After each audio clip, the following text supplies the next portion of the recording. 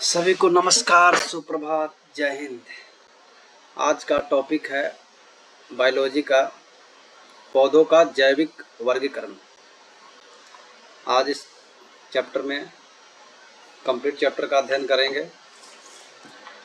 Biology पौधों का जैविकरण, classification of plant.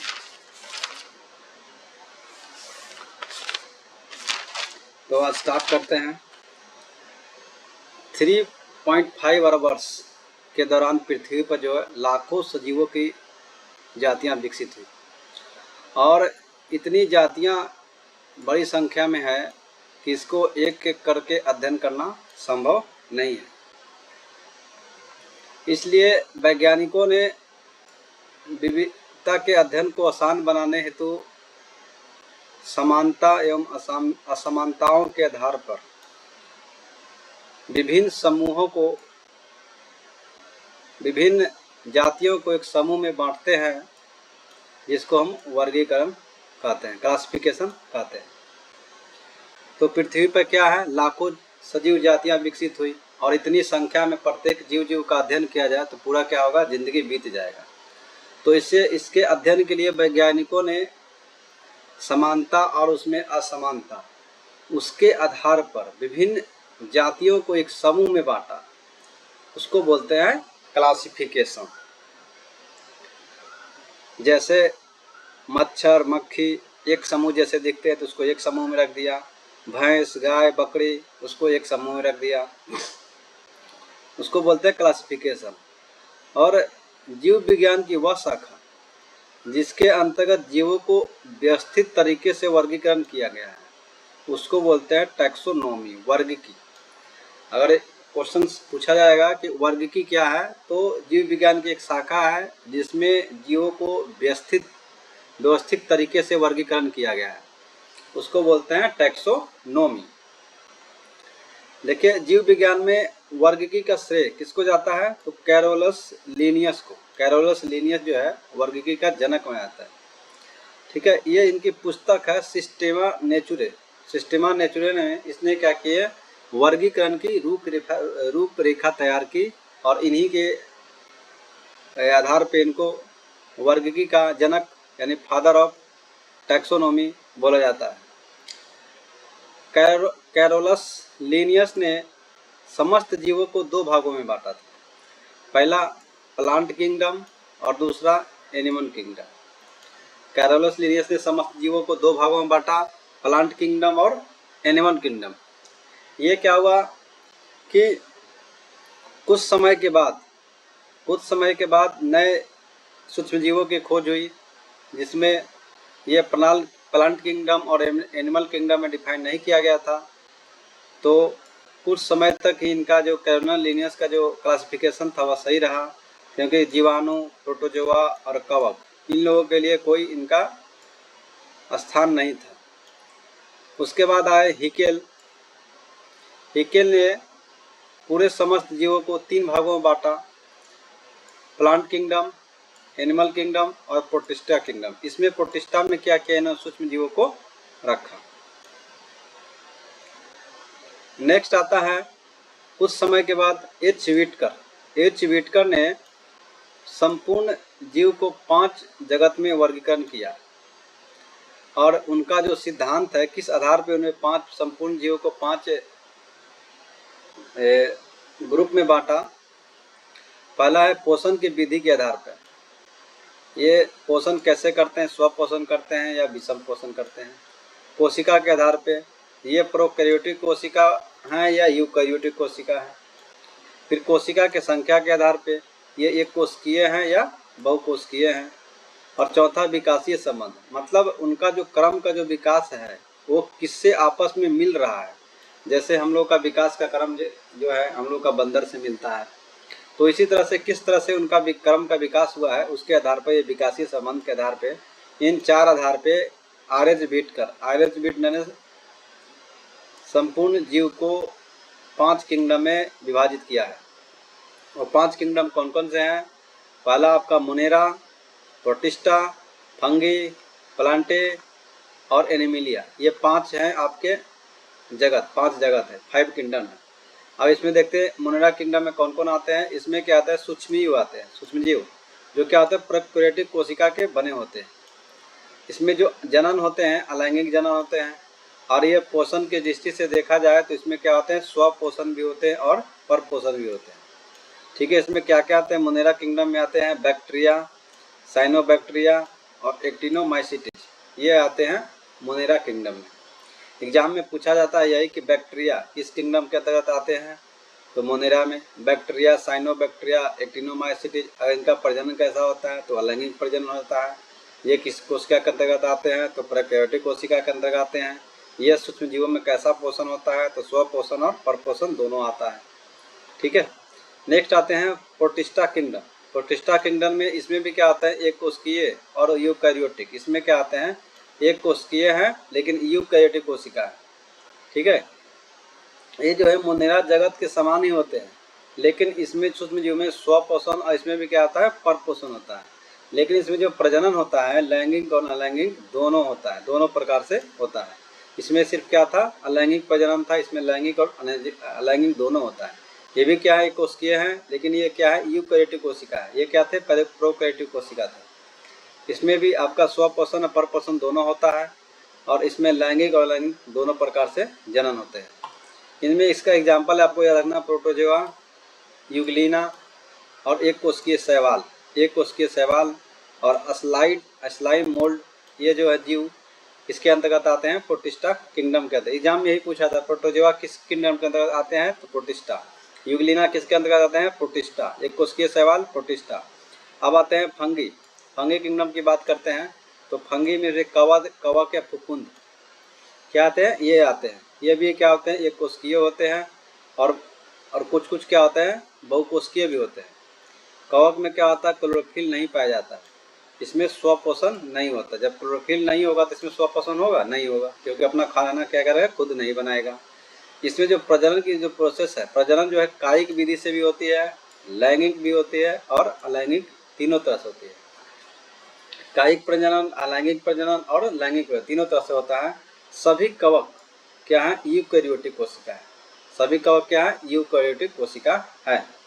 ठीक है, ये एक कोशिकीय है, यूकैरियोटिक कोशिका है, स्वपोषण नहीं होता है, क्लोरोफिल इसमें नहीं पाया जाता है, बहुकोशिकीय भी होते हैं, और प्रजनन कायिक, लैंगिक और अलैंगिक तीनों तरह से करते हैं। यहाँ लिखा है कि सभी कवक क्या होते हैं यूकैरियोटिक कोशिका होते हैं। नेक्स्ट आता है प्लांटी किंगडम की बात करते हैं तो इसमें क्या होगा सभी जो होते हैं बहुकोशिकीय पौधे होते हैं, यानी बहुकोशिकीय एक कोशिकीय नहीं होता, सभी बहुकोशिकीय होते हैं। सभी पौधे यूकैरियोटिक होते हैं, इसमें प्रोकैरियोटिक नहीं होता है। इसमें क्या होता है प्रकाश संश्लेषण द्वारा अपना स्वपोषण, यानी इसमें सिर्फ स्वपोषण होता है। ठीक है, अपना भोजन स्वयं तैयार करते हैं प्लांटिंग किंगडम में। अब आते हैं एनिमल किंगडम की बात करते हैं तो एनिमल किंगडम को प्रोटोजोआ को वर्ग को छोड़ करके पृथ्वी पर समस्त जंतु जो है वह एनिमल किंगडम के अंतर्गत आते हैं, और इसमें सभी जंतु क्या होते हैं यूकैरियोटिक कोशिका के बनाते हैं, जिसमें क्या होगा अपना परपोषण होगा, इसमें स्वपोषण नहीं होगा, क्योंकि अपना खाना एक खुद नहीं बनाते, दूसरे पर क्या करते हैं आश्रित रहते हैं। और ये पूरे जीव के वर्गीकरण किंगडम का सबसे बड़े कोटि कैटेगरी है, कौन सा एनिमिलिया किंगडम। ठीक है, और वर्गीकरण जीवों की समानता तथा उसे असमानता के आधार पर विभिन्न कोटि में व्यक्त करते हैं, और क्रमबद्ध तरीके से एक दूसरे से संबंधित है, उसके आधार पर इसको क्या बोलते हैं टैक्सोनोमिक अनुक्रम। टैक्सोनोमिक अनुक्रम क्या है कि सभी कोटि को क्रमबद्ध तरीके से एक दूसरे से किसी न किसी से संबंधित रहते हैं, उसको बोलते हैं टैक्सोनोमी। उसी के आधार पर जब विभाजन करते हैं तब बोलते हैं टैक्सोनोमी हायरार्की।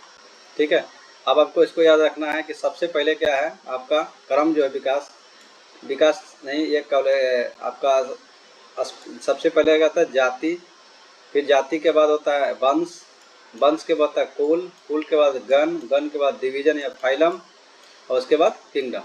तो सबसे पहले क्या होगा जाति होगा, जाति के बाद वंश बनेगा, वंश से क्या बनेगा फैमिली बनेगा यानी कुल बनेगा, कुल के बाद क्या होगा ऑर्डर बनेगा, कुल के बाद क्या बनेगा ऑर्डर के बाद क्या बनेगा डिवीजन के बाद क्या बनेगा किंगडम, सबसे लास्ट में बनता है किंगडम, क्योंकि इसी को ग्रुप करके हम सबसे बड़ा फाइलम क्या बनाते हैं किंगडम बनाते हैं। ठीक है, और कुल 5 जगत में 1.8 मिलियन से अधिक क्या है पौधा है, और जंतु की जातियाँ स्पीसीज समाहित है।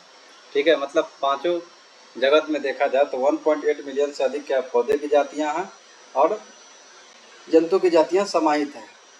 वर्गीकरण की आधारभूत मूल इकाई क्या है? जाति है। अगर वर्गीकरण जो किया गया है वो किस मूलभूत आधार की बात किया जाए तो क्या है? जाति है। तो आपको ये एग्जाम में आपका ऑब्जेक्टिव क्वेश्चन में आएगा।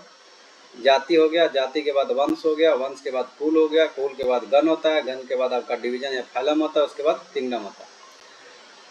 अब आते हैं द्विनाम पद्धति क्या है, इसके बारे में थोड़ा जानते हैं। द्विनाम पद्धति क्या है? Binomial nomenclature. देखिए, बाइनोमियल नोमेनक्लेचर का मतलब है एक ही जंतु या पौधा का नाम विभिन्न भाषा में और विभिन्न देश में अलग अलग होगा। क्योंकि इंडिया में अलग होगा, ऑस्ट्रेलिया में अलग नाम होगा, सबका नाम अलग अलग होगा, तो इसको क्या होगा? पहचानना मुश्किल हो जाएगा। और इसी विविधता से बचने के लिए वैज्ञानिकों ने प्रत्येक जीव का एक मानक नाम दिया और उसका वैज्ञानिक नाम दिया गया, और उसी को पूरे विश्व में पूरे विश्व में क्या हुआ? एक समान नाम दिया गया, ताकि कहीं भी जाए आप उस जंतु का या उस व्यक्ति का नाम क्या है? वही रहेगा। ये समझ में आ गया? तो जीवों के वैज्ञानिक नाम लिखने हेतु जिस पद्धति का उपयोग किया गया उसी को द्विनाम पद्धति किया गया, क्योंकि यहाँ दो नाम का यूज किया जाएगा, इसलिए द्विनाम पद्धति किया गया। समझेगा? बाइनोमियल नोमेनक्लेचर का मतलब है कि आपका विभिन्न देश में एक ही जंतु के विभिन्न नाम होते हैं जिसको दूसरे देश में पहचानना मुश्किल हो जाएगा। इसलिए वैज्ञानिकों ने क्या किया? एक स्टैंडर्ड नाम दिया, उसी को बोलते हैं आपको, और इस पद्धति के द्वारा दिया गया, इसलिए बोलते हैं द्विनाम। आपको द्विनाम, बाइनोमियल नोमेनक्लेचर। ठीक है। वैज्ञानिक नाम जो है ये दो शब्दों से बना है। किससे बना है? दो शब्दों से मिलके बना है, इसलिए बाइनोमियल बोला गया। पहला जो शब्द होगा वह वंश का होगा। आपको एग्जाम में पूछा जाएगा कि पहला जो शब्द होता है वंश होता है या जाति होता है, तो पहला शब्द क्या होगा? वंश होगा, और दूसरा क्या होगा? जाति होगा। दूसरा क्या होगा? जाति होगा। वैज्ञानिक में वंश का जो नाम होगा वो बड़े अक्षर से होगा। किससे होगा? बड़े अक्षर से, यानी कैपिटल लेटर में रहेगा, और जाति का जो नाम रहेगा वह छोटे अक्षर से रहेगा। समझ में आ गया? तो द्विनाम पद्धति किसको कहते हैं? समझ में आ गया? इसमें पहले क्या होते हैं? वंश होते हैं, उसके बाद जाति का नाम लिखाएगा, और वंश का जो नाम हुआ बड़े लेटर से रहेगा, उसके बाद जाति रहेगा छोटे लेटर से। क्योंकि देखो यहाँ वंश क्या है? यह बड़ा है, तो पहले क्या आएगा? वंश आएगा, वंश के बाद ही क्या आएगा? जाति आएगा। तो वंश क्या होगा? बड़ा है, तो इसलिए हम इसकी कैपिटल लेटर और इसके लिए स्मॉल लेटर का यूज करेंगे। सर्वप्रथम स्वीडन के वनस्पति विज्ञानी जो कैरोलस लिनियस ने ही द्विनाम पद्धति का प्रयोग किया। Carolus Linnaeus. अब बोलेगा कि द्विनाम पद्धति किसने दिया? तो कैरोलस लिनियस। ठीक है। और ये जो दो भाषा है, लैटिन तथा ग्रीक शब्दों का उपयोग किया गया है। लैटिन और ग्रीक शब्दों का प्रयोग करके सभी जंतुओं को, जीवों को नाम दिया गया है। तो इसलिए कैरोलस लिनियस को आधुनिक वनस्पति शास्त्र के पिता भी कहते हैं। अगर बोल देगा आपका वनस्पति शास्त्र के पिता किसको बोलते हैं? कैरोलस लिनियस को।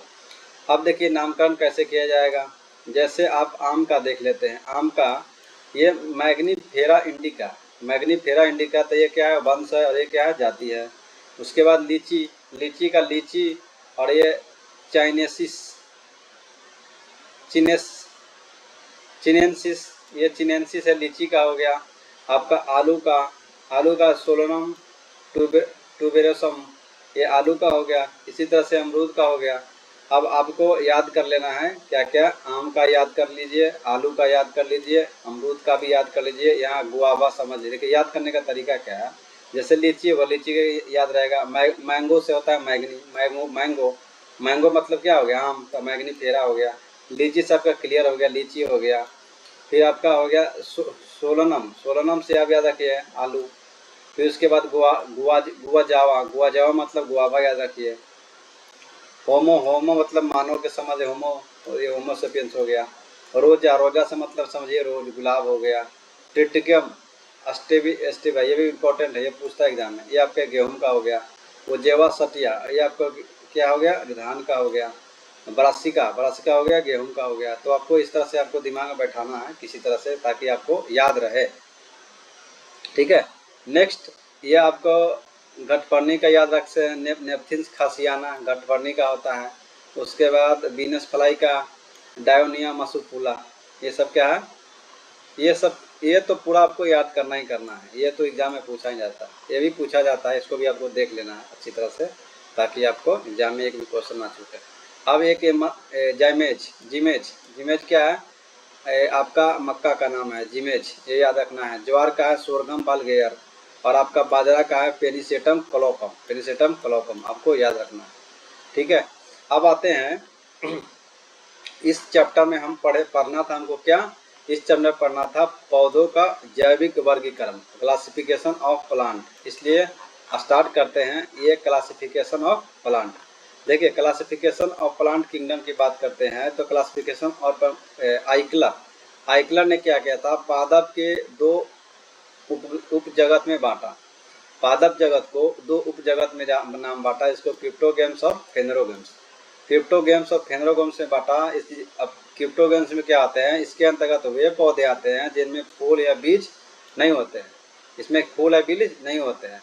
और ये और उसको भी क्या किया, ये क्रिप्टोगेम्स को जिसमें फूल और बीज नहीं होते हैं उसको भी तीन भाग में विभाजित किया। उसको बोलते हैं थैलोफाइटा, ब्रायोफाइटा और टेरिडोफाइटा, आपको याद रखना है। थैलोफाइटा, उसके बाद आपके ब्रायोफाइटा, और उसके बाद आपको टेरिडोफाइटा। ठीक है, आपको थैरोफाइटा, ब्रायोफाइटा और टेरिडोफाइटा। उसके बाद आता है दूसरा ये फेनरोगेम, फेनरोगेम्स के अंतर्गत वे पौधे आते हैं जिनमें फूल और बीज पाए जाते हैं। जैसे इसको भी दो भागों में बांटा गया है, जिम्नोस्पर्म और एंजियोस्पर्म। इतना समझ में आ गया। क्लासिफिकेशन ऑफ प्लांट किंगडम को आइकलर किसने बांटा है, तो आइकलर ने दो भागों में बांटा, क्रिप्टोगेम्स और फेनरोगेम्स। क्रिप्टोगेम्स के पुनः तीन भागों में बांटा गया है। आपको जैसे इसका एग्जांपल देख लेते हैं तो एक ये हो गया, एक आपका ये हो गया, और आपका ये हो गया। ये तीन भागों में बांटा गया। इतना समझ में आ गया।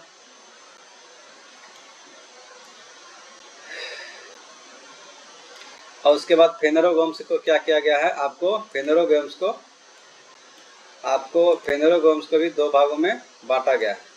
ठीक है, इसके तीन फाइलम उपजलक है, थैलोफाइटा और ब्रायोफाइटा। ठीक है, और इसके बाद ये फूल और बीज इसमें पाए जाते हैं, इसको दो भागों में जिम्नी पर।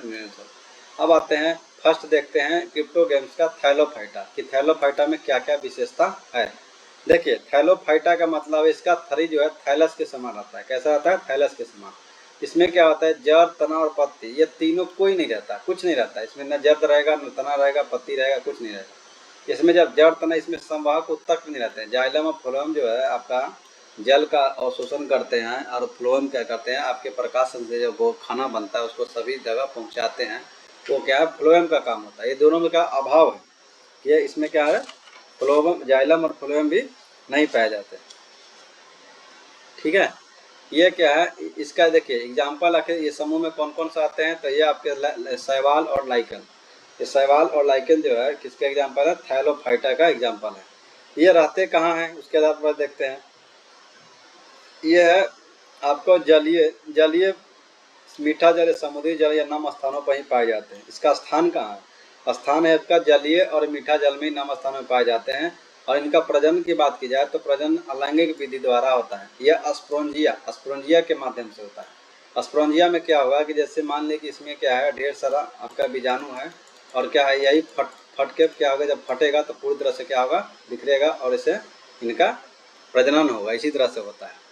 ठीक है, ये शैवाल क्या होते हैं, एक कोशिकीय होते हैं और बहुकोशिकीय भी होते हैं। ये कोशिकीय शैवाल जो है उसको मोनेरा जगत के अंतर्गत रखा गया। हम अभी क्या पढ़े, 5 किंगडम पढ़े, मोनेरा, प्रोटिस्टा, फंगी पढ़े ना, और आपको एनिमिलिया और प्लांटे। तब ये एक कोशिकीय जो है, ये शैवाल जो है, इसको प्लांट के मतलब मोनेरा के अंतर्गत रखा गया है, या प्रोटिस्टा जगत में। ठीक है, और बहुकोशिकीय शैवाल जो होते हैं, बहुकोशिकीय शैवाल जो है उसको 3 वर्ग में बांटा गया है। 3 वर्ग में बांटा गया है। कौन सा, क्लोरोफाइसी जो हरा सवाल बोलते हैं, फियोफाइसी भूरा सवाल उसको बोलते हैं, रोडोफाइसी लाल सवाल बोलते हैं। ठीक है,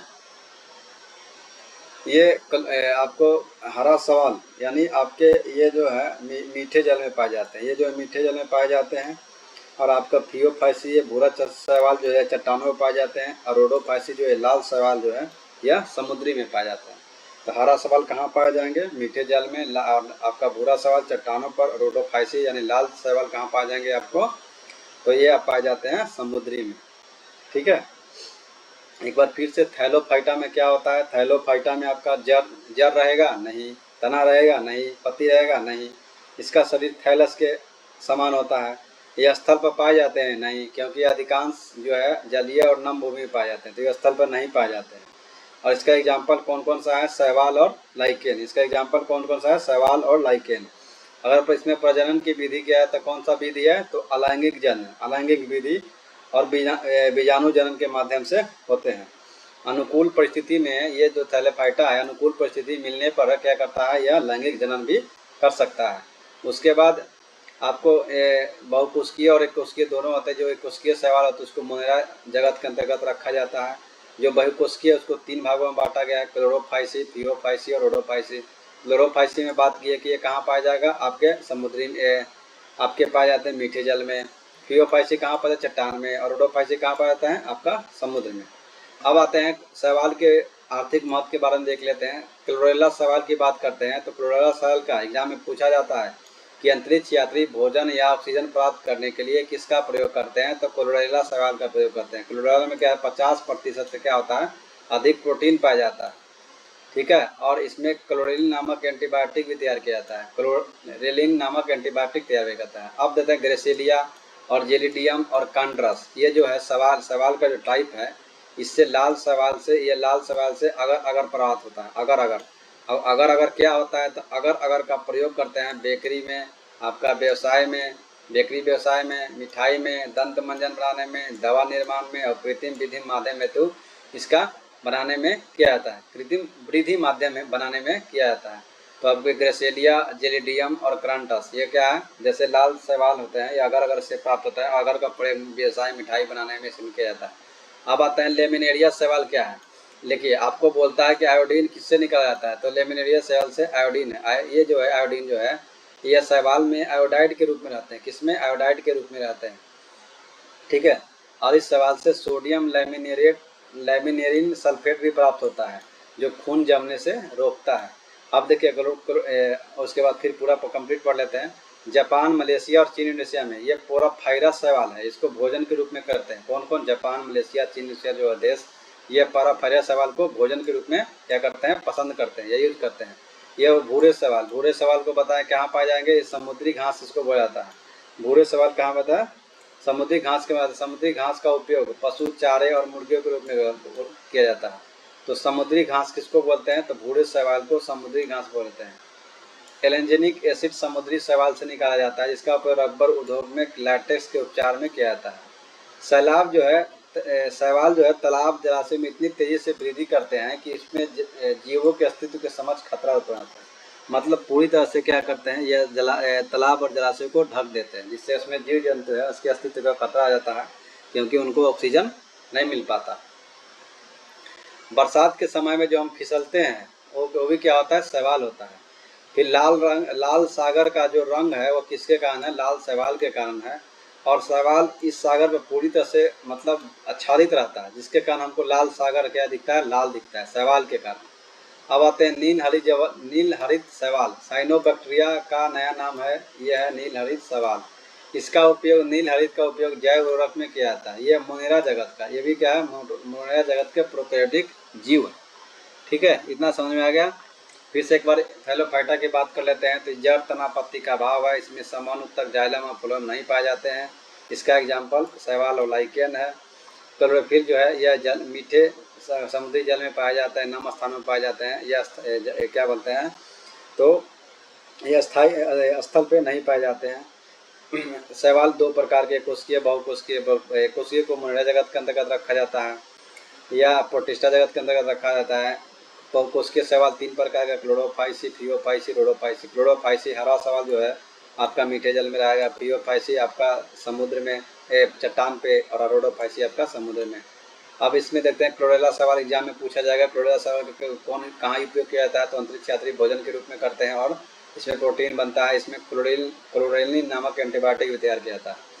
ग्रेसेलियम, जेलिडियम और कांडस लाल शैवाल का अगर प्राप्त होता है, और अगर का प्रयोग बेकरी, व्यवसाय, मिठाई बनाने में किया जाता है। लेमिनेरिया, ये क्या है, लेमिनेरिया का प्रयोग किस में किया जाता है, तो आयोडीन बनाने में किया जाता है। भूरे शैवाल को समुद्री घास कहा जाता है, भूरे शैवाल को समुद्री घास कहा जाता है। और पोराफायरा क्या है, पोराफायरा शैवाल है जो क्या करते हैं, इंडोनेशिया, मलेशिया लोग खाते हैं। अब एलानिसिक एसिड समुद्री शैवाल, इससे रब्बे उद्योग में किया जाता है। आपको इतना हो गया। और लाल सागर का रंग किसके दिखाई देता है, लाल शैवाल के कारण दिखाई देता है। अब आते हैं साइनोबैक्टीरिया, नील हरित शैवाल। साइनोबैक्टीरिया को ही नील हरित शैवाल बोलते हैं, जिसका उपयोग जैव उर्वरक में किया जाता है जैव जगत के। अब आते हैं लाइकेन। लाइकेन क्या होता है? शैवाल की बात कर लिया, अब लाइकेन की बात करते हैं। ये इसका दो एग्जाम्पल ना, आपका शैवाल और लाइकेन। तो लाइकेन की बात करते हैं। लाइकेन क्या होता है? ये लाइकेन जो है ये सजीवी के रूप में, मतलब दोनों साथ साथ में रहते हैं, उसको सजीवी बोलते हैं। इसमें कवक और शैवाल दोनों साथ में रहते हैं। लाइकेन उसको बोलते हैं जो कवक और शैवाल रहते हैं, सजीवी संबंध होता है। इस संबंध को क्या बोलते हैं? हेलोटिज्म बोलते हैं। हेलोटिज्म, हेलोटिज्म मतलब क्या होता है? सजीवी। ठीक है, दो जीव जब बीच के जो संबंध होता है उसको बोलते हैं सिम्बायोसिस, ये हेलोटिज्म बोलते हैं। लाइकेन चट्टानों पर, पेड़ों पर, जमीन पर धब्बों के रूप में रहते हैं। ये अत्यंत कड़े होते हैं। लाइकेन कवक का अवयव जल खनिज अवशोषित कर शैवाल को देता है। इसके बदले में शैवाल प्रकाश संश्लेषण द्वारा भोजन तैयार करके कवक को देता है। देखिए ये दोनों किस प्रकार से सजीवी रहते हैं। लाइकेन जो होता है, कवक अव्यय, कवक जो होता है क्या करता है? कवक के पास क्लोरोफिल नहीं पाया जाता है, तो ये क्या करता है? जल और खनिज लवण को अवशोषित कर ये क्या किसको देता है? शैवाल को देता है। ठीक है, शैवाल क्या करते हैं? शैवाल के पास क्लोरोफिल पाया जाता है, वो क्या करता है? प्रकाश संश्लेषण द्वारा भोजन तैयार करके फिर वह कवक को देता है। तो एक दूसरे में क्या है? सजीवी सिम्बायोटिक रिलेशंस है, या इस संबंध को हेलोटिज्म बोला जाता है। समझ में आ गया? सजीवी क्या है? सजीवी यही है कि कवक के पास क्लोरोफिल नहीं है तो क्या करेगा? प्रकाश संश्लेषण नहीं कर सकता है। इसके पास क्या होता है? जल और ऑक्सीजन अवशोषित करने की क्षमता होती है। तो ये शैवाल के पास क्या होता है? आपका क्लोरोफिल पाया जाता है, ये इसको भोजन बना के कवक को दे देता है। यही है इनको में सजीवी सिम्बायोसिस रिलेशंस। अब आते हैं आर्थिक महत्व की बात करते हैं कि क्या क्या इसका आर्थिक महत्व है। विपरीत परिस्थितियों वातावरण में उगाकर हम पारिस्थितिक तंत्र को प्रारंभ कर सकते हैं। वैसा परिस्थिति जहाँ पर पारिस्थितिक तंत्र पॉसिबल नहीं है, वहाँ पर इसको उगा के लाइकेन को कर सकते हैं। ये वायु प्रदूषक के सूचक के रूप में, ये बहुत इंपॉर्टेंट है। लाइकेन का प्रयोग कहाँ किए जाते हैं? वायु सूचक के रूप में। जहाँ मतलब पॉल्यूशन हो जाता है तो ये क्या है? ये इंडिकेट कर लेता है कि आपका इंडिकेटर के रूप में इसको यूज करते हैं कि वहाँ पर पॉल्यूटेड वातावरण हो गया। परमिलिया लाइकेन से क्या बनता है? मिर्गी के रोग के उपकार किया जाता है। रोसेला लाइकेन से क्या? लिटमस तैयार, ये आपको है ये रोसेला लाइकेन। अब बोलेगा कि लिटमस पत्र किससे तैयार किया जाता है? रोसेला से। परमेलिया लाइकेन का प्रयोग कहाँ किया जाता है? तो मिर्गी में किया जाता है। इंडो कार्पेन लाइकेन का प्रयोग क्या करते हैं? इंडो कार्पेन लाइकेन जो है ये जापान लोग खाने के रूप में के उपयोग करते हैं। अब आते हैं ब्रायोफाइटा। ब्रायोफाइटा के अंतर्गत क्या आता है? पादप जगत का उभयचर बोला जाता है इसको, ब्रायोफाइटा। क्योंकि समुदाय के पौधे जमीन पर पाए जाते हैं। देखिए जब फर्स्ट में थैलोफाइटा पाए तो क्या करे? पूरी तरह से आपका नम स्थानों पर या समुद्र में ही पाए जाते हैं। लेकिन ये क्या आता है कि इसके कुछ पौधे जमीन पर भी पाए जाते हैं। लेकिन इसका निषेचन है, तो अगर निषेचन की बात किया जाए तो इसको पानी की आवश्यकता ही होती है, यानी पानी में जाके ही क्या करते हैं? निषेचन करते हैं। इसका भी जो आकार होता है इसके समान होता है, लेकिन इसमें भी वास्तविक तना और इसमें क्या है? परंतु वास्तविक तना और पत्ती जैसी संरचना होती है, लेकिन इसमें जड़ नहीं होता। फर्स्ट में क्या पढ़े? आपका थैलोफाइटा में न जड़ है, न तना है, न आपका क्या है? पत्ती है। लेकिन इसमें क्या होता है? जड़, तना और पत्ती होती है, लेकिन वास्तविक जड़ नहीं होता। इसमें क्या हुआ? जड़ का जैसी संरचना होती है, इसको मूलाभास कहते हैं, और इसी से क्या करते हैं? अपना पोषण करते हैं। इसमें भी क्या आता है? उत्तक और फ्लोएम का अभाव है। देखिए इसमें सिर्फ है इसमें भी क्या है? आपका उत्तक है, जाइलम और फ्लोएम का अभाव है। ये लैंगिक अंग बहुकोशिकीय होते हैं। पौधे का जो लैंगिक अंग होता है बहुकोशिकीय होते हैं। नर जनन अंग होता है जिसको पुरुषधानी कहते हैं, और स्त्री जन होता है इसको स्त्रीधानी कहते हैं। मॉस, इसका मॉस एग्जाम्पल है। मॉस फ्यूनेरिया इसका एग्जाम्पल है। मार्केसिया, रिक्सिया, बर्ब्यूला एंथेसिस। मॉस और लीवर बट ब्रायोफाइटा का चर्चित पौधा, ये आपका है ब्रायोफाइटा का सबसे आपका चर्चित पौधा। मॉस क्या है? सबसे चर्चित पौधा। तो ब्रायोफाइटा में क्या है? आपको थैलोफाइटा में सिर्फ क्या हुआ? उससे क्या हुआ? थोड़ा वृद्धि हुआ। तो इसमें क्या होगा? पर वास्तविक तना और पत्ती जैसा संरचना पाया जाता है। वो पूरी तरह से समुद्र में रहते थे, जलीय स्थान पर रहते थे। इनका थोड़ा विकास हुआ, ये क्या स्थलीय स्थान पर भी रहना स्टार्ट कर दिए। इसमें क्या होता है? इसमें भी जड़ का अभाव होता है। इसमें भी जाइलम फ्लोएम का अभाव है। तो आपको एग्जाम्पल याद कर लेना है, मॉस और लीवर बर्ड। अब ब्रायोफाइटा के आपका आर्थिक महत्व की बात देखिए। मॉस क्या है? एक स्तनधारी है जिसका उपयोग चिड़िया और अनजानों भोजन के रूप में किया जाता है। एक आता है स्फेग्नोमॉस, जिसे पीट मॉस भी कहते हैं। स्फेग्नोमॉस या पीट मॉस कहते हैं, जिसका स्फेग्नोमॉस का है जल अवशोषण या अवशोषित जल को संग्रह करने के लिए अधिक क्षमता होती है, और ये नर्सरी के पैकेज मटेरियल के रूप में किया जाता है। जैसे हम क्या करते हैं? नर्सरी में होते हैं जहाँ पौधे होते हैं, उसके लिए इसका स्फेग्नोमॉस का उपयोग होता है। इसमें क्या होता है, पानी जो अवशोषित करने की जो क्षमता होती है ये अपने वेट से कम समझिए 18 या 20 गुना 18 या 20 गुना पानी को क्या करता है, अपने में ऑब्जर्व कर सकता है। इसलिए इसका उपयोग किया जाता है नर्सरी के पैकिंग मटेरियल के रूप में। ये आपको एग्जाम में पूछा जाता है कि स्फेग्नोमॉस क्या है। तो इसको जल अवशोषण करने की क्षमता, संग्रह करने की, अवशोषित करके संग्रह करने की क्षमता ज़्यादा होती है, इसलिए क्या कहता है, इसका नर्सरी के पैकिंग मटेरियल के रूप में किया जाता है।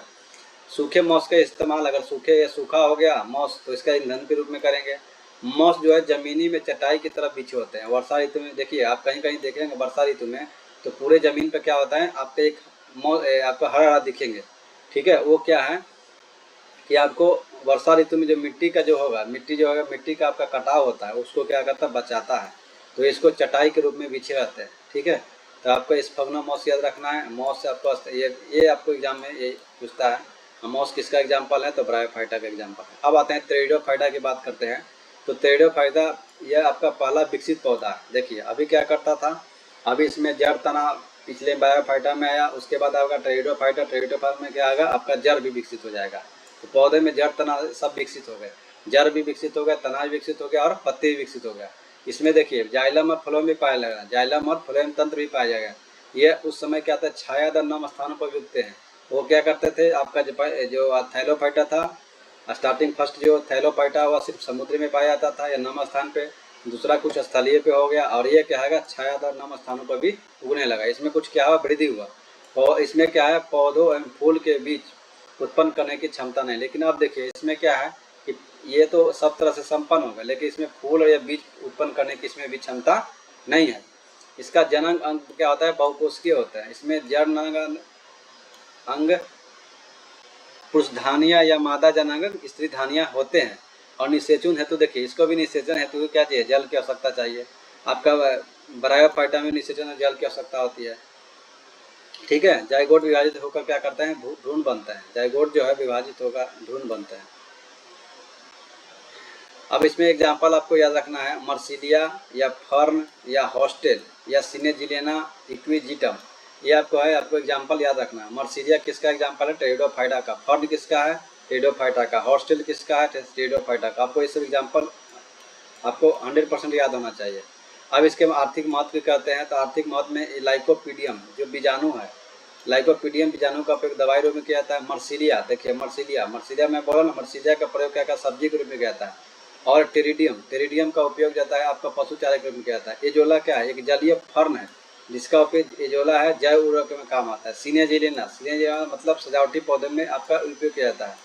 सिनेजिलिना का उपयोग कहाँ किया जाता है, आपका सजावटी पौधे में। ऑफियोग्लोस टेरिडोफाइटा का एक समुदाय का एक ऐसा पौधा जिसमें क्या है, सर्वाधिक गुणसूत्र पाए जाते हैं। गुणसूत्र जैसे मानव में क्या होता है, 22 जोड़े होते हैं, तो इसमें क्या होगा, 630 जोड़ा, यानी 22 सबसे ज़्यादा अगर बोलेगा एग्जाम में आएगा कि सर्वाधिक गुणसूत्र होता है वो किसमें पाए जाते हैं, तो ऑफियोग्लोस में। सिनेजिलिना टेरिडोफाइटा का एग्जाम्पल, जिसका प्रयोग सजावटी पौधे में किया जाता है। एजोला आपका जैव उर्वरक में उपयोग किया जाता है। मर्सिलिया का प्रयोग सब्जी बनाने में, और टेरिडियम का उपयोग पशु चारे में किया जाता है। ये आपका हो गया आपका कंप्लीट। ये अब आते हैं, ये क्रिप्टो गेम्स हो गया कंप्लीट। अब आते हैं फेनरो गेम्स। फिर जब स्टार्टिंग में पढ़ाए थे तो आपको आइकलर ने क्या किया था, प्लांट को 2 भागों में बांटा गया था। एक आपका क्रिप्टो गेम्स, एक आपका किस में बांटा था, क्रिप्टो गेम्स। ये देखिए आपको एक क्रिप्टो गेम्स में बांटा था, दूसरा फेनरो गेम्स में बांटा है। फेनरो गेम्स को फिर 2 भागों में बांटा गया, जिम्नोस्पर्म और एंजियोस्पर्म। तो जिम्नियोस्पर्म की बात करते हैं। जिम्नियोस्पर्म में क्या होता है, जिम्नोस्पर्म में अनावृत बीजी नग्न बीजी होते हैं। मतलब ये इसमें जो बीज होते हैं, लेकिन इसमें क्या होता है, इसमें कवर नहीं होते हैं, इसमें बीजों का कोई आवरण नहीं होता है। देखिए इधर जितने भी इधर पढ़ लिए, इसमें क्या होगा, आपका तना, पौधे, जड़, पत्ती सब आ गया, लेकिन क्या होगा, इसमें बीज जो है, इसमें बीज और पौधा फूल का अभाव अभी भी था। तो उसके आधार पर हम फिर क्या किए कि फेनरो गेम्स से बांटे, जिसमें क्या होगा, आपके बीज भी होंगे, फूल भी होंगे, सभी होंगे, उसका विकास होगा। तो पहले फेनरो गेम्स की बात करते हैं। तो इसमें क्या है, बीज है लेकिन इस पर कोई आवरण नहीं है। इसमें जिसका एग्जाम्पल होता है, पौधे जो काष्ठीय होते हैं, बहुवर्षीय होते हैं, वृक्ष होते हैं, झाड़ी के रूप में या हर जगह पाए जाते हैं। इसमें देखिए पूर्ण रूप से विकसित मूसला जड़ पाए जाते हैं। देखिए जड़ तो विकसित हो गया था इसमें, लेकिन पूर्ण रूप से इसमें मूसला जड़ पाए जाते हैं। पौधों के जड़ों में शैवाल और कवक सजीवी के रूप में रहते हैं। अगर इसमें क्या है, जिम्नोस्पर्म जो पौधे हैं पूर्ण विकसित मूसला जड़ पाए जाते हैं। जड़ इसमें आपका मूसला जड़ रहेंगे। और कुछ पौधों के जड़ों में शैवाल और कवक का सजीव, उसको क्या बोलते हैं, जैसे आपका साइकस के पौधा के जड़ों में शैवाल सजीवी के रूप में रहता है। सजीवी बता दिए क्या होता है, उसको कोरोलायड जल कहते हैं, कोरोलायड जल बोलते हैं। देखिए ठीक है, एग्जाम में पूछा जाएगा। पाइनस पौधे के जड़ों में कवक रहता है सजीव के रूप में, उसको क्या होता है, माइकोराइजल। माइकोराइजल जड़ किसको बोलते हैं, जिसमें आपका बोले क्वेश्चन में आ जाएगा कि माइक्रोराइजल जल में कौन सजीवी के रूप में आता है, तो पाइनस और कवक, पाइनस और कवक। अगर बोलेगा कोरोलायड जल किस सजीवी के रूप में किसमें रहते हैं, जड़, साइकस और शैवाल सजीवी के रूप में रहते हैं। अब जिम्नोस्पर्म के आर्थिक महत्व देख लेते हैं। जिम्नोस्पर्म में थाइकस, सूजा जैसे पौधे बगीचों में सुंदरता हेतु लाया जाता है। साइकस के पौधे में जो देखिए, साइकस का जो पौधा है उसमें क्या होगा, पौधे में तने में संचित स्टार्च जो है उससे क्या बनता है, साबुदाना बनता है। देखिए ये आपका है जिम्नोस्पर्म है। इसके पहले हम देख लिए थे कि आपका क्रिप्टो गेम्स में देख लिए थे कि आपका स्टार्टिंग जब थैलोफाइट आपका थैलोफाइटा की बात करते हैं तो ना उसमें जड़ है, ना तना है, ना आपका जड़, तना और पत्ती, कुछ नहीं था। लेकिन जब तीसरे में आया तो पत्ती और तना दिखा, जड़ नहीं दिखा। ठीक है, उसके बाद जब ट्रेडोफाइटा में आया तो सब दिखे, लेकिन आपका बीज, आपका क्या बोलते हैं, पौधा, फूल और आपका बीज नहीं दिखा था, फूल और बीज नहीं दिखा था।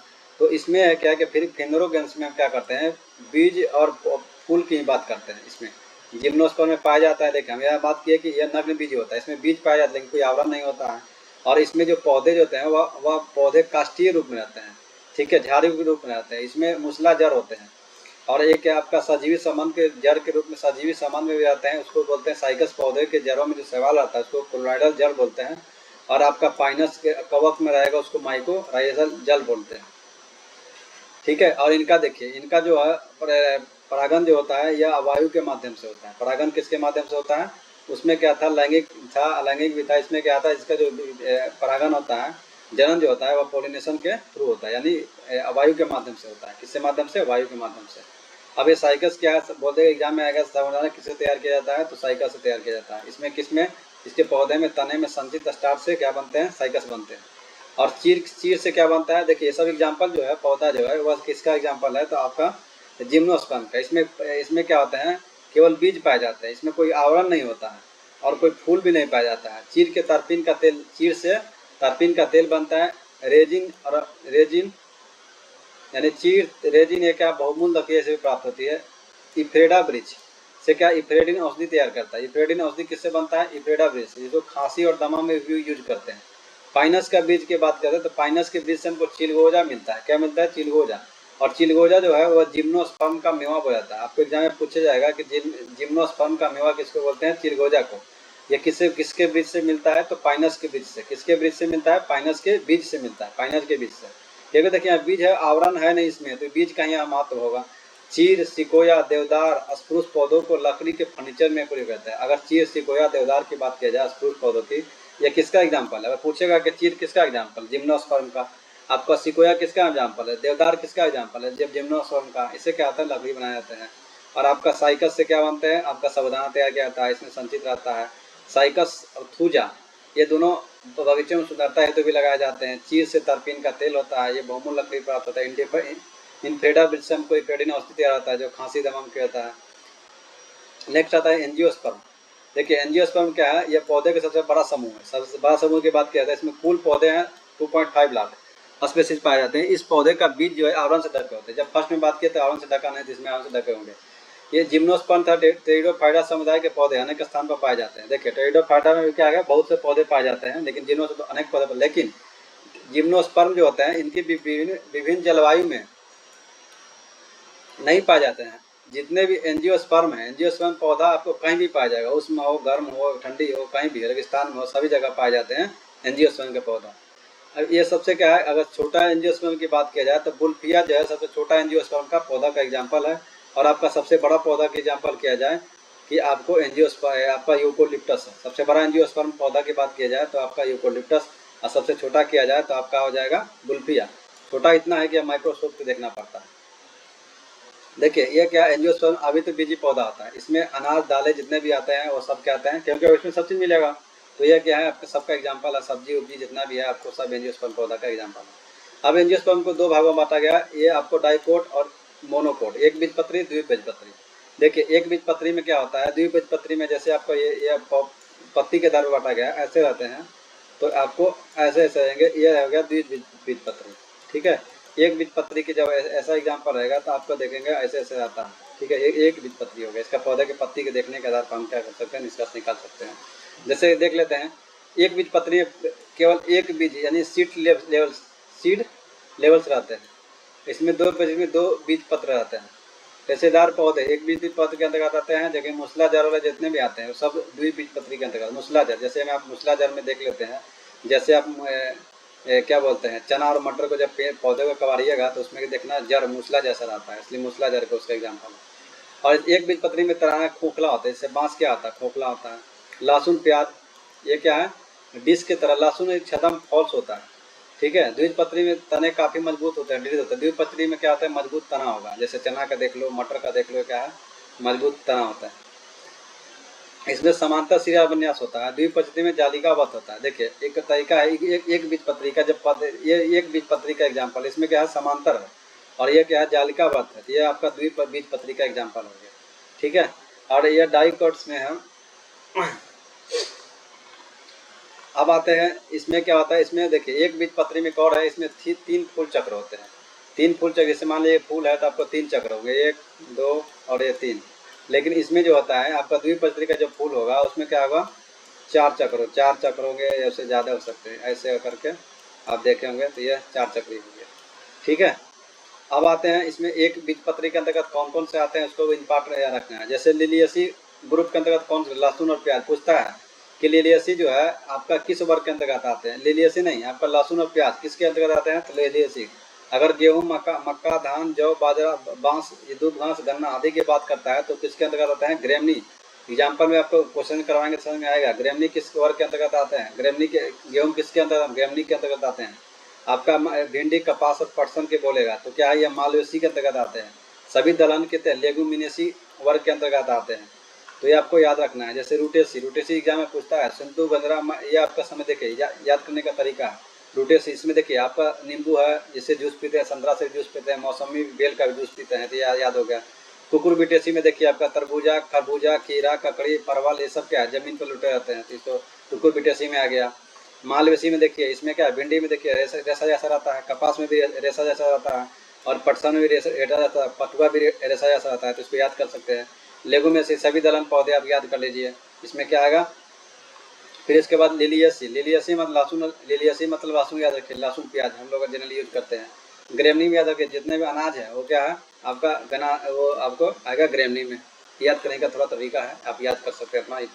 अब आते हैं याद रखने योग्य बातें, बीजों के सतह से, कपास जो है वो बीजों के सतह से प्राप्त होता है, जिनसे रुइया प्राप्त होता है। पटसन के तंतु से प्राप्त रेशों से रस्सी बुने जाते हैं। ये पटसन से क्या बनता है, पटसन के तंतु से बनता है, जो रेशा प्राप्त होता है उससे बनता है रस्सी और बोरा। मेथी के बीज मसाले के रूप में दिए होते हैं, मेथी का जो बीज है वो मसाले के रूप में मेथी का बीज यूज करते हैं। आपको एग्जाम में पूछेगा मेथी का किसका यूज मसाले के रूप होता है, इसको बीज का बोलेगा, पत्ती जड़ तना कुछ भी दे सकता है। तो इसी के व्यू में आपको सब बताया जा रहा है। कस्तूरी मेथी जो पत्ती की, इसका पत्ती का यूज किया जाता है।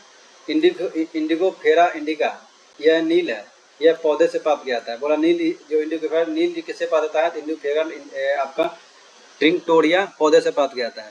अब बताएं एलो बोला कि एट्रोपी निकाला जाता है किससे, तो बेलाडोना पत्ती से। इसके किसका यूज किया जाता है, दर्दनाशक औषधि में किया जाता है। अश्वगंधा का प्रयोग क्या किया जाता है, खांसी के उपचार में। क्रिकेट का जो बल्ला बनता है वो किससे बनता है, तो आपको सेलिकस प्यूफिडिया के पौधों से बनता है। आपको एग्जाम में यही पूछेगा क्रिकेट का पौधा किससे बनता है, सेलिकस प्यूफिडिया। पोस्ता के पौधे से क्या बनता है, अगर कच्चे फल से, अगर पोस्ता के पौधे की बात किया जाए तो कच्चे फल से लेटेक्स निकाल के उससे अफीम बनता है। और अफीम को क्या कर, अफीम से ही मार्फिन और हीरोइन जैसे मादक पदार्थ का तैयार किया जाता है। तो बोलेगा एग्जाम में पूछेगा कि अफीम किससे बनता है, तो अफीम बनता है आपके कच्चे किसके, पोस्ता के कच्चे लेटेक्स से बनता है। किससे बनता है, लेटेक्स से, और फिर अफीम से तैयार किया जाता है आपका मार्फिन हीरोइन जैसे मादक पदार्थ। हरीश चरस गांजा भांग ये किसका पौधा है, ये कैनविस पौधे से प्राप्त किया जाता है। कौन सा, कैनविस पौधा। अब कैसे है, तो हरीश चरस जो है वो कैनविस पौधे के फूल से प्राप्त किया जाता है। आपको एग्जाम में पूछेगा कि चरस किससे पलता है, फूल से प्राप्त होता है। चरस या हशीष किससे, कैनबिस के फूल से। और गांजा जो है कैनबिस के पौधे के फलदार या फूलदार शाखा से प्राप्त किया जाता है। ये शाखा को, ये फूलदार या फलदार शाखा को सुखाकर हम लोग क्या करते हैं, गांजा और कैनबिस के पौधों का उपयोग करते हैं। भांग और कैनबिस के पत्ती को सुखाकर हम लोग क्या तैयार करते हैं, भांग जो है वो कैसे, भांग क्या किससे प्राप्त होता है, तो आपका पत्ती से बनता है। गांजा किससे प्राप्त होता है, तो आपका फूलदार या फलदार शाखा को सुखाकर किया जाता है। हशीश या चरस किससे प्राप्त होता है, यह पौधों के फूल से बनता है। आपका अफीम किससे बनता है, तो पोस्ता के पौधे से कच्चे जो लेटेक्स निकलता है उससे बनता है। क्रिकेट का बल्ला खेलने वाला सेल्कस पिभिया पौधे से बनता है। अश्वगंधा से खांसी के उपचार। बेलाडोना के पत्ती से क्या एट्रोपिन निकाला जाता है जो दर्दनाशक में काम आता है। मेथी का जो है बीज का उपयोग करते हैं मसाला के रूप में। कस्तूरी मेथी का पत्ती का यूज करते हैं और यह बीजों की सतह पर रेशा पाए जाते हैं जिनका उपयोग हम करते हैं। तो ये चैप्टर कंप्लीट हो गया। नेक्स्ट टॉपिक में, नेक्स्ट क्लास में आपको इसका ऑब्जेक्टिव कराया जाएगा। आप लोग इस अच्छे से देखिए, समझिए। ठीक है, जय हिंद।